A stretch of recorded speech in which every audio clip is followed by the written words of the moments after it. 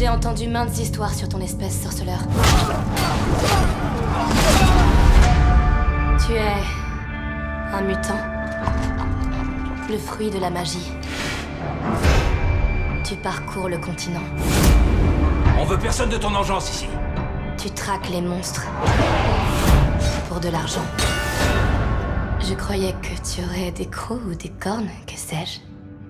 Je les ai limés avec soin. Toi aussi, les gens disent que tu es un monstre. Pourquoi ne pas les tuer? Cela ferait de moi le monstre que je suis à leurs yeux. Chacun de nos choix nous rapproche de notre destinée. Va, s'il est toujours vivant, il reste encore de l'espoir. Je suis à la recherche de Gérald de Rive.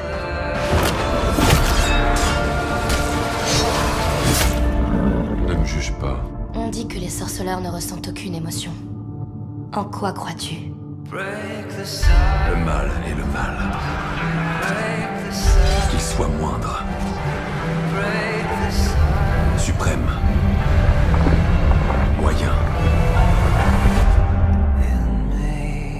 Ils se valent tous.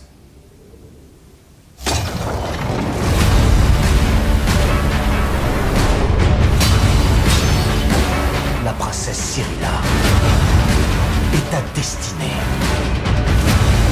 Je ne peux pas la protéger. Si tu fais fi du destin, Gérald! tragédie et chaos se déchaîneront alors sur toute l'humanité, et ce, par ta faute.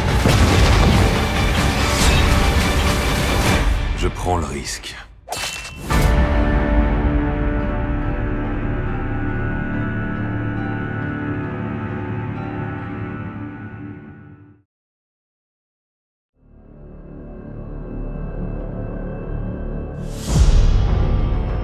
Tell me, Witcher.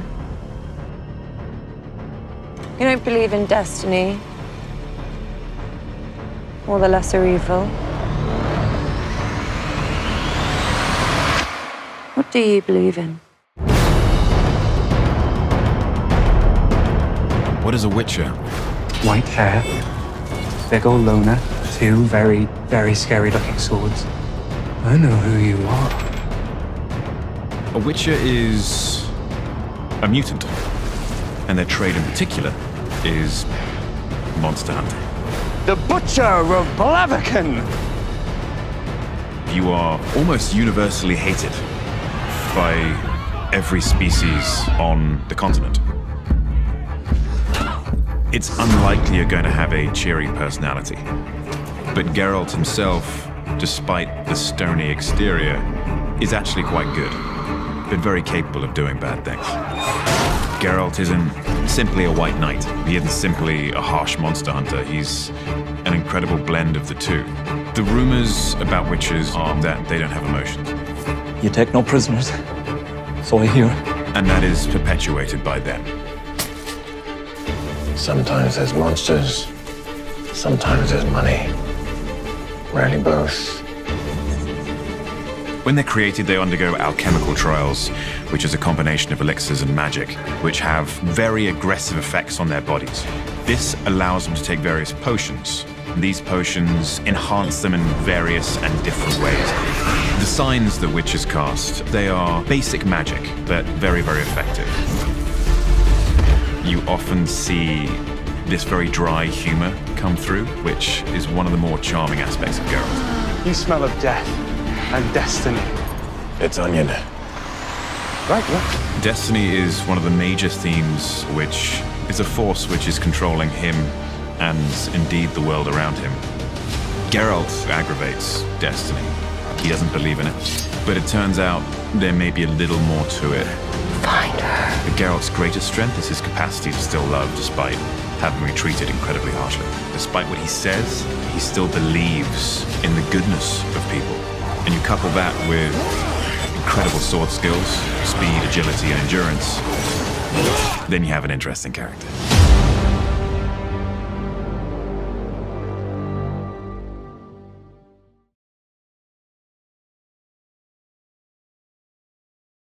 And this is also a spoiler. What is not a spoiler?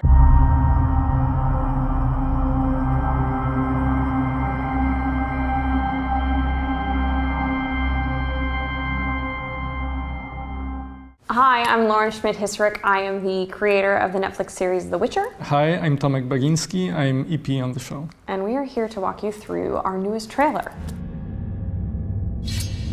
I've heard tales of your kind, Witcher. You're a mutant, created by magic. There are a couple of moments in the trailer that are actually really important, and they seem subtle, which is a moment where Yennefer opens one of her eyes, and then another scene in which Geralt opens his eyes. For us, it's a really huge theme in our series, which is the idea of waking up into a new life, of rebirth. Yennefer's rebirth is much more visceral, let's say. And in every episode, she has a moment of change. It's certainly the most drastic from beginning to end. Geralt's a much slower transition of rebirth. He is grappling with what it means to be a Witcher. Every time in the trailer where you see Geralt fighting, that's important. It's Henry Cavill fighting. Henry does all of his own stunts on our show. It's like true on every level. Even if we see a detail of his chest, it's Henry. Even if we see like a part of his hand, it's Henry. And I think this was the most beautiful about Henry being this character to that extent, because he became Geralt. Roaming the continent, We don't want your kind here. hunting monsters for a price. It's funny because monsters are huge in The Witcher, but it's actually one of the things that we're trying to hold out of the teasers and trailers as much as possible, because we think there's a great element of surprise for existing fans who don't know what stories we're playing with and what monsters we're playing with. And also there's a couple of new monsters that we've come up with based on a lot of sort of Polish folklore. I'm really hoping that people will be very surprised with some of our choices. We try to have our actors interact with something real as often as possible. We always try to limit amount of like pure CGI and just computer graphics to like the proper level, because it can be great if it's used well, but we didn't want it to overuse it. There is no better blood than real blood, or at least fake. Oh, so that makes it sound like we kill people at The Witcher. No, like fake blood, but the real one. There's a very important character in the world of The Witcher, and he makes an appearance in the trailer walking with Geralt. And this is Jaskier. There's been some drama about the fact that I chose to write Jaskier as Jaskier and not Dandelion as he is known in English. Some people even say that he was the guy who wrote all the stories. Right? Yes, there's the idea that he is actually the one that's narrating all of these stories for use in his music. Jaskier thinks Geralt is his best friend in the world. Geralt doesn't necessarily feel the same about Jaskier. He doesn't necessarily say this about Jaskier, but I think he feels it. You think he feels it inside? A little bit. I thought you'd have fangs or horns or something. I had them filed down. All the brutality, all the sexuality, it's all very, very important in this world, but it's also embedded in the characters, in the story. It's not just there. No, but, it's definitely sort of pushing stories forward. Yeah. Don't feel the need to shock the audience. These stories are engaging enough without really pushing a shock value of the audience. Which doesn't mean that it's not shocking at moments. No, it is. People call you a monster too. Why not kill them? Because then I am what they say I am. We see Geralt's sword, and there's a strange object on it. And it's actually something that we delved into in the first episode. That object is the brooch of a character named Renfri. Renfri's brooch actually is something that Geralt carries with him for the rest of the series, and he sort of uses it as his guiding principle of whether or not to take action. All of our choices draw our destinies closer. If he is out there, there is still hope. I have to find Geralt of Rivia.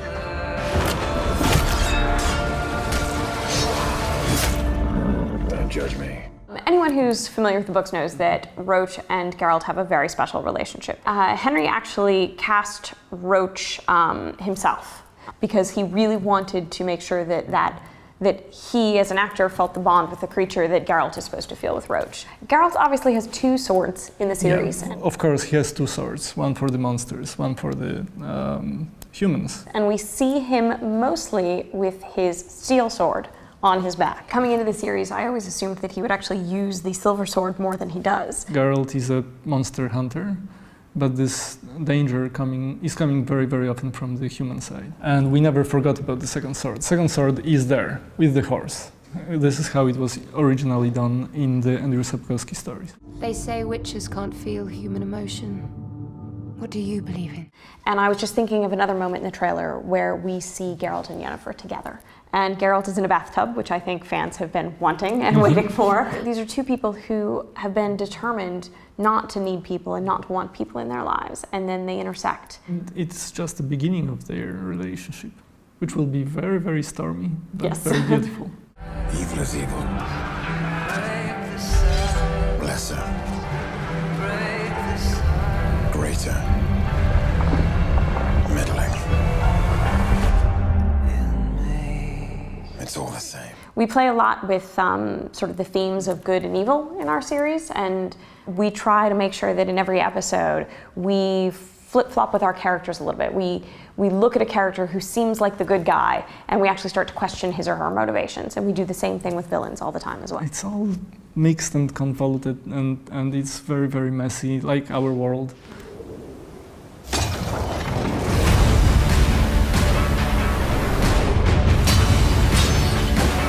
Princess Cirilla is your destiny.